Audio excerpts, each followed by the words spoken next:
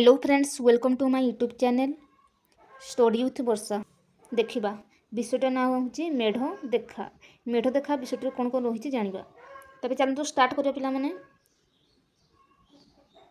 शरत ऋतु कौ ऋतु चलता? शरत ऋतु। दशहरा मेढ़ देखापी राखी मामू घर को गला। दशहरा कहले दुर्गा पूजा, तो दुर्गा पूजा देखापी मामू घर को गला किए? राखी।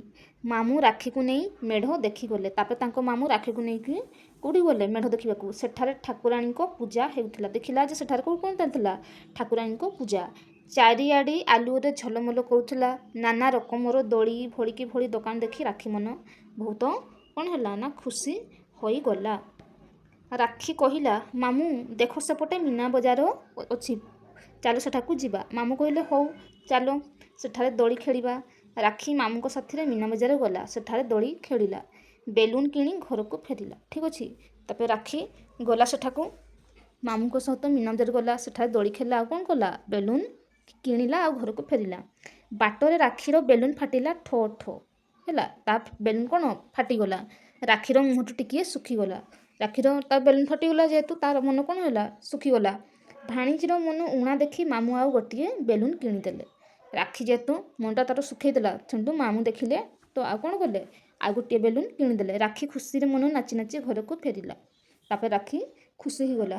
तापर ता कौन कला घर को फेरिला। प्रश्न उत्तर गोटे बुझा। एक नंबर कौन दिखाई प्रश्नटा आस कथा कौन नंबर दिखाई प्रश्नटा राखी केउ पूजा देखा बाहरिला। केउ पूजा? दशहरा ठाकुराणी पूजा है। ख नंबर दिखाई राखी क्या सहित मेढ़ देखा गला। क्या सहित? तांको मामू को सहित है। से मामू को कौन पचारा? कौन पचारा? मीना बजार पड़ी बुली जावा बोली से मामू को कहला।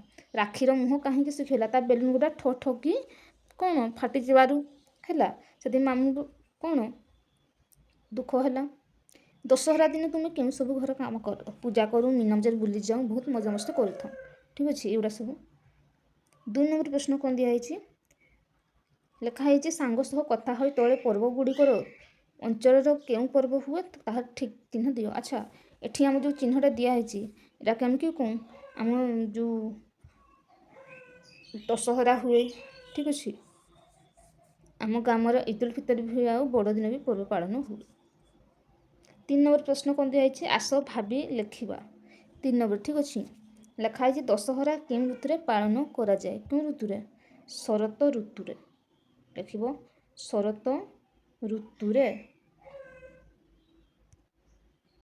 तापर दिखाई राखी मीना बजार कौन किणिला? कौन? बेलून।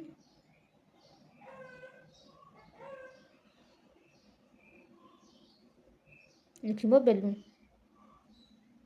जीवा नेक्स्ट नंबर कौन देखा। 4 नंबर प्रश्न दिखाई जे शब्द खेल जेपरी गिना तापर ना रे कि होची नाक पुणी क पड़िला करे पुणी कर र पड़िला रे रज ज पड़िला जरे जट। सेमती पूजा दिखाई पूजा तापर आम कौन देखा ज असी जा तापर कौन हम ना जान है। तापर नर ठीक अच्छे न पड़िला तापर रे कौन हम रमा। तापर ये माँ पड़ला तो कौन हम मान। तापर से क्षीर रे कौन हम रज जरे जर पुणी से र पड़ला रे रस स पड़ला सरे सर। एगुड़ा सब लिख। ठीक अच्छे। 5 नंबर कौन दिखाई सांग मान सहित आलोचना करवा पर्व तुम्हें घर को कुणी आसिले तुम्हें कौन सब कर पिला से तुम निजे लिख कौन सब कर दि जाइए। 6 नंबर चित्र देखी 2टी वाक्य लिखा है। एक बालक गछरे पानी दूची से लिख। तापर एक बालिका गछरे पानी दूची 2 जन बालक बालिका मिसे पुणी बगीचार पानी दूसरी लिख सेगुड़ा। जीवा नेक्स्ट नंबर को। नेक्स्ट नंबर कौन दिखाई देखा लिखाई 7 नंबर जे दीर्घ अक्षर थी शब्द को मझीरे दीर्घ अक्षर सह गार टाणवा। यहाँ हूँ दीर्घ आमर उर्मी लिखाई गार टाणवा। उन दीर्घ उष दीर्घ उणा दीर्घ एगुड़ा सब गार टाणवा। तापर 8 नंबर दिखाई आस लिखा। यहाँ दीर्घ दिखाई ताको तुम्हें मैंने लिख। ठीक अच्छे। दीर्घ कह तापर जी नेक्स्ट नंबर 9 नंबर कौन दिखाई रु अक्षर को मझीरे थी रु लिखा जमी ऋतु रु गार टाणव है। तापर ऋण ऋषि एगुड़ा सब गार टाणव। रस लिखाई र नुह। तापर आस लिखा ରୁ ଲେଖା ଅଛି, ରୁଟା ତୁମେ ଦେଖି ଦେଖି ଲେଖିବ ପିଲାମାନେ। ରୁ ଲେଖି ତ ଜାଣିଛ, ଲେଖିବ। 11 ନମ୍ବର କ'ଣ ଦିଆଯାଇଛି, କ୍ଷୟ ଅକ୍ଷର ଥିବା, କ୍ଷୟ ଅକ୍ଷର ସହ ଗାର ଟାଣିବ। କ୍ଷୀର ହେଲା, ତ ଲେଖିବ ଏଗୁଡ଼ା ସବୁ। କ୍ଷତ, କ୍ଷୟ ଲେଖା ହେଇଛି, କ୍ଷୟ, କ୍ଷଣିକ, ଏଗୁଡ଼ା ସବୁ ଗାର ଟାଣିବ। ଏଠି କ୍ଷୀର ଲେଖା ସେଟା ହେବ ନାହିଁ।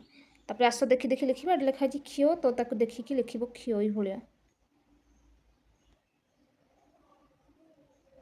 13 ନମ୍ବର କ'ଣ ଦିଆଯାଇଛି, ତଳେ ଦିଆଯାଇଥିବା ଶବ୍ଦରେ ଦୀର୍ଘକାର ଯୋଡ଼ି ଲେଖିବା। ଠିକ୍ ଅଛି, ଯେମିତି କଳ, ତାକୁ ଦୀର୍ଘକାର ଲେଖା ହେଇଛି କୁଳ। ସେଭଳିଆ ଚରେ ଦୀର୍ଘକାର ଚୁ, ତାପରେ ଳ, ଚୂଳ। ତାପରେ ମୁଁ, ଦୀର୍ଘକାର ଳରେ ଳା, ମୂଳା। ତାପରେ ଧୁ, ଦୋରେ ଦୀର୍ଘକାର ଧୁ, ପ, ଧୂପ। ତାପରେ କୁ, ଉଅ, କୂଅ ହେଲା। ତାପରେ ପୂଜା, ପୂଜା ଲେଖିବ ପୁ, ଜୋରେ ଯା, ପୂଜା।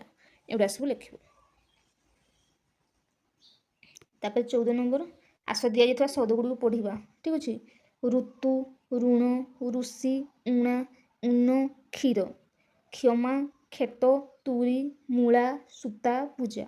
ଠିକ୍ ଅଛି। 15 ନମ୍ବର ଦିଆଯାଇଛି, ଆସ ପଢ଼ିବା। କ'ଣ ଦିଆଯାଇଛି, ବାପା ବଜାରରୁ ଓଉ ଆଣିଲେ, ମା ଡାଲମା, ମୂଳା ଭଜା, କ୍ଷୀରି ଓ ଓଉ ଖଟା ତିଆରି କଲେ।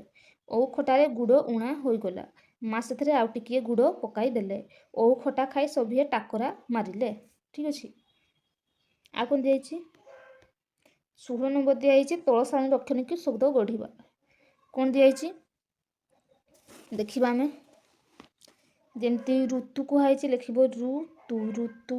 ଆଉ କ'ଣ, ପୂଜା, ପୂଜା ଗୋଟେ ଶବ୍ଦ ହେବ ଏଠି, ପୂଜା। ଠିକ୍ ଅଛି। ଏଇ ଯେଉଁ ଦିଆହେଇଛି ଏଠି ପୁ, ତାପରେ ଯା, ପୂଜା। ତାପରେ ଆଉ କ'ଣ ଦିଆହେଇଛି, ଧୂପ, ଲେଖିବ ଧୂ, ପ, ଧୂପ। ତାପରେ କ୍ଷୀର, ଲେଖିବ କ୍ଷୀର, କ୍ଷୀର। ଆଉ କ'ଣ ଦିଆହେଇଛି, କ୍ଷମା, କ୍ଷମା ଗୋଟେ ଶବ୍ଦ ଦିଆହେଇଛି, ଲେଖିବ କ୍ଷମା। ତାପରେ ମାଳା, ଲେଖିବ ମାଳା, ମାଳା। ତାପରେ ପଣା, ଲେଖା ହେଇଛି ପଣା, ପଣା ଲେଖିବ ହେଲା। ଏଠି ଅଛି ଆମର ପ, ତାପରେ ନା, ପଣା। ତାପରେ ଆଉ କ'ଣ, ଜାମା, ଲେଖିବ ଜୋରେ ଯା, ମା, ଜାମା। ତାପରେ 17 ନମ୍ବର ଲେଖିବା। 17 ନମ୍ବର କ'ଣ ଦିଆଯାଇଛି ଦେଖିବା।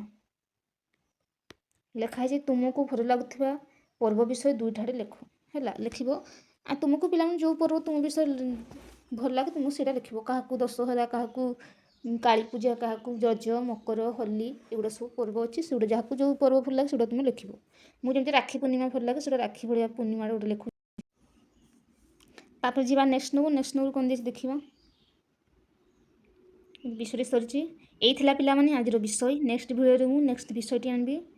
ରହୁଛି ପିଲାମାନେ, ଭିଡ଼ିଓଟିକୁ ନିଶ୍ଚୟ ଲାଇକ୍, ସେୟାର, ସବସ୍କ୍ରାଇବ୍ କରିନେବେ। ରହୁଛି, ଜୟ ଜଗନ୍ନାଥ।